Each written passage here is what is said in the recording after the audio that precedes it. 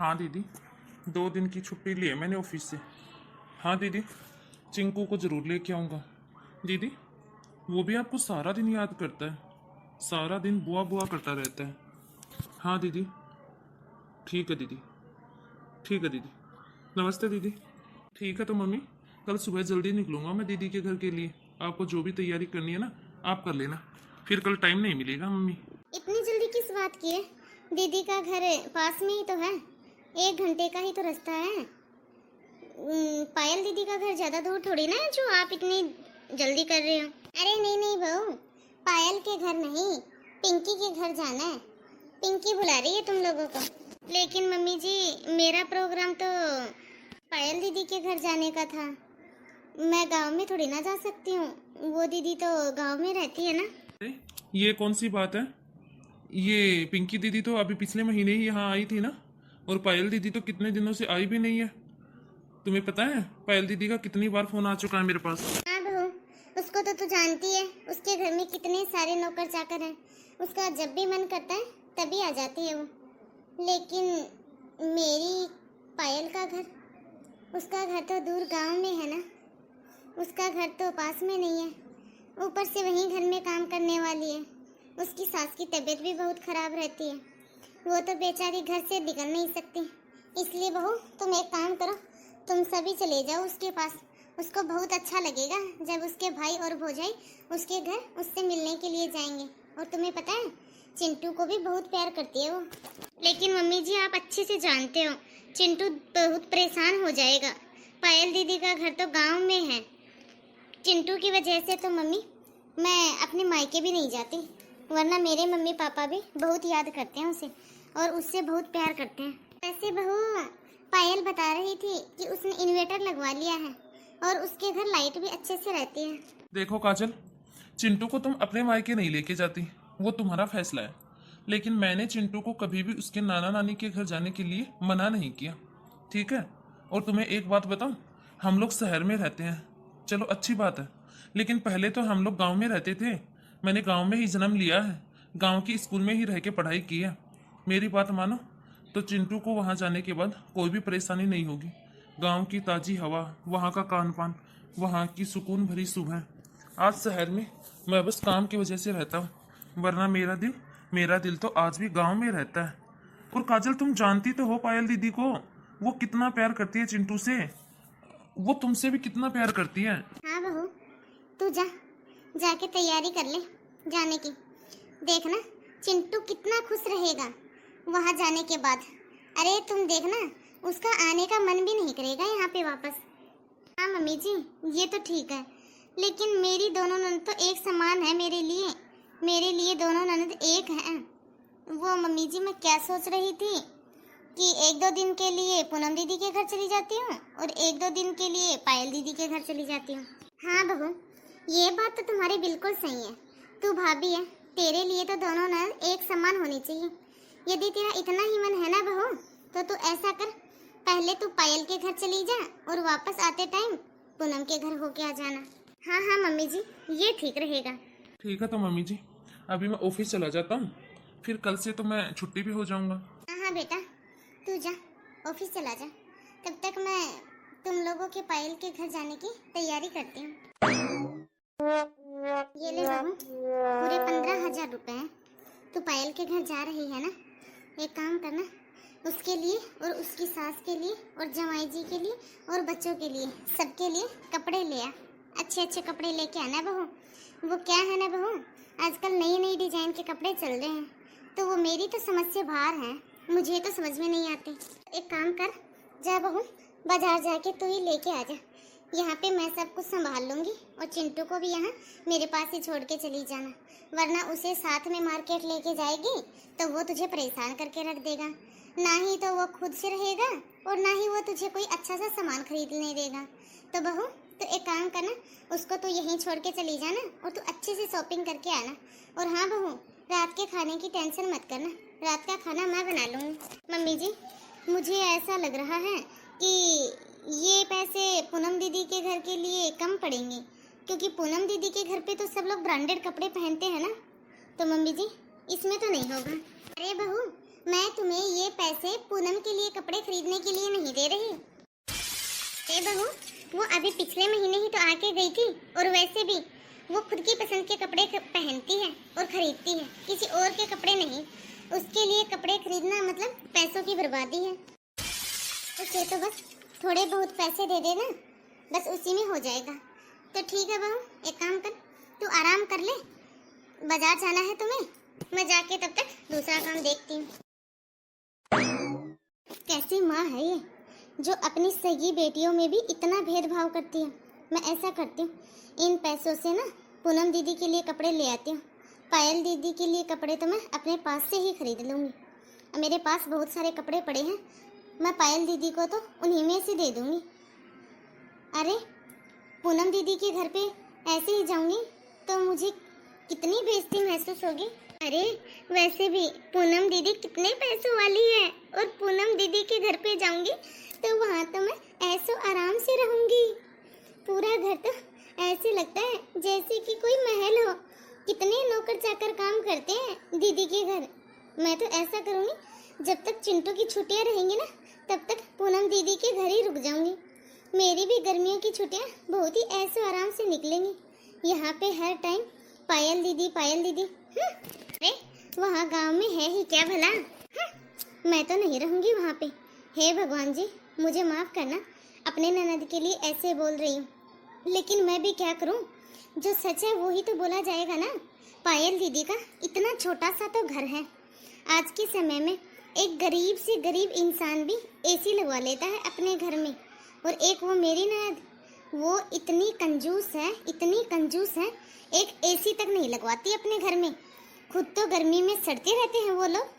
मुझे और मेरे बेटे को भी बुला रहे हैं उस घर में सड़ाने के लिए, लेकिन मैं जानती हूँ ना, उसको अच्छे से जानती हूँ मैं, वो खुद तो आ नहीं सकती, इसीलिए तो हमें बुला रही है। वो ऐसा सोच रही है कि उसके भाई भाभी उसके घर आएंगे और उसके लिए भर भर के लेके आएंगे। और एक वो मेरी सास एक बेटे के लिए 15,000 रुपए देती है, तो एक बेटे के लिए कुछ भी नहीं। पूनम दीदी जब भी आती है, चिंटू के लिए इतने महंगे महंगे कपड़े लेके आते हैं, इतने महंगे महंगे खिलौने लेके आती है। मैं तो खाली हाथ उनके घर बिल्कुल भी नहीं जाऊंगी। एक काम करूंगी, पायल दीदी के लिए घर से कपड़े लेके जाऊंगी और पूनम दीदी के लिए अच्छे कपड़े मॉल से ब्रांडेड खरीद लूंगी। खाली हाथ तो मैं नहीं जाने वाली दीदी के घर। हे भगवान, मैं कैसे रहूंगी 2 दिन यहाँ पर। इन्हें भी पता नहीं है क्या, गांव का घर क्या ही अच्छा लगता है। मुझे तो इतनी ज्यादा गर्मी लग रही है यहाँ पे, अब मैं क्या बताऊं। ये देखो बेटा, तुम्हें लड्डू बहुत पसंद है ना बेटा, इसीलिए तो बेटा मैंने घर पे बनाया है, वो भी शुद्ध देसी घी से तुम्हारे लिए।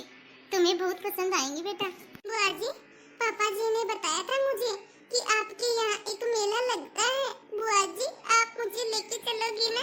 हाँ बेटा, तुझे लेके चलूंगी जरूर, क्यों नहीं बेटा। जब तू पहले आया था ना, तब तो तू बहुत छोटा था, लेकिन अब बेटा तुझे यहाँ पूरे गांव में घुमा के लेके आऊंगी। देखना बेटा, तुम्हें बहुत ही अच्छा लगेगा। दीदी, जिया जी कब तक आएंगे? इसे मैं खेत पे भी लेके जाऊंगा दीदी शाम को। हाँ हाँ, बस आते ही होंगे। हाँ हाँ, और रखा ही क्या है यहाँ पे। मामी जी नमस्ते। हाँ हाँ, बस बस, बाहर से आई हो तुम, और तुमने अभी तक हाथ तक नहीं धुले। पहले जाके हैंड वॉश करो और फिर अपने कपड़े चेंज करो। दीदी, आपने ना चिंकी को जरा भी मैनर्स नहीं सिखाया। वो भाभी, शायद से आपने ध्यान नहीं दिया, वो बाहर मेन गेट के पास ही हैंड वॉश करने के लिए टप रखा हुआ है, वहाँ पर हाथ मुंह धुलकर ही अंदर आते हैं सब लोग। चिंकी देखो बेटा, चिंटू भैया आए हैं। चिंटू बेटा जा, चिंकी के पास बहुत सारे खिलौने हैं, जा उसके साथ में खेल ले।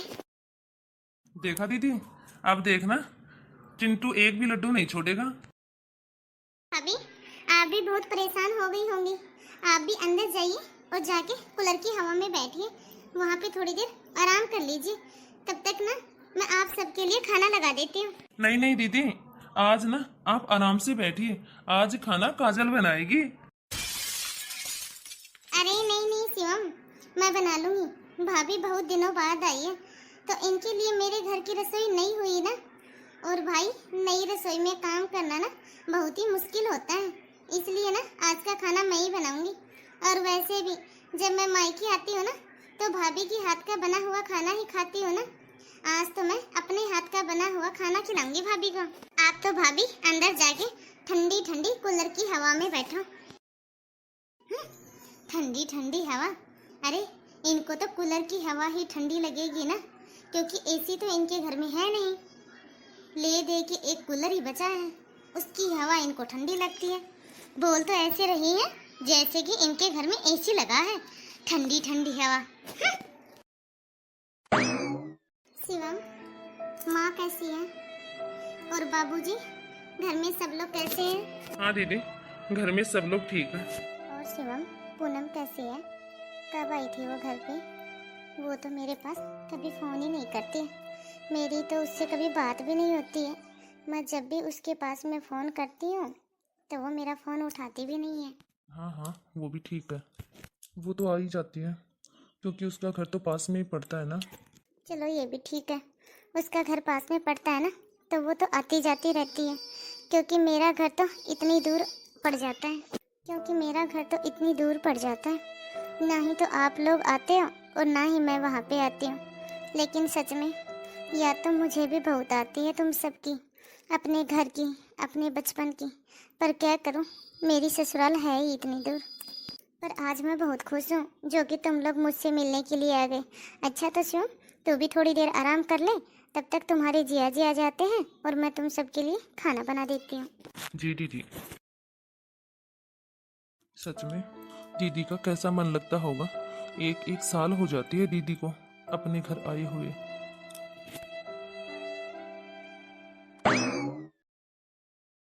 खा लो भाभी, शर्माओ मत, वरना रात को भूख लगेगी।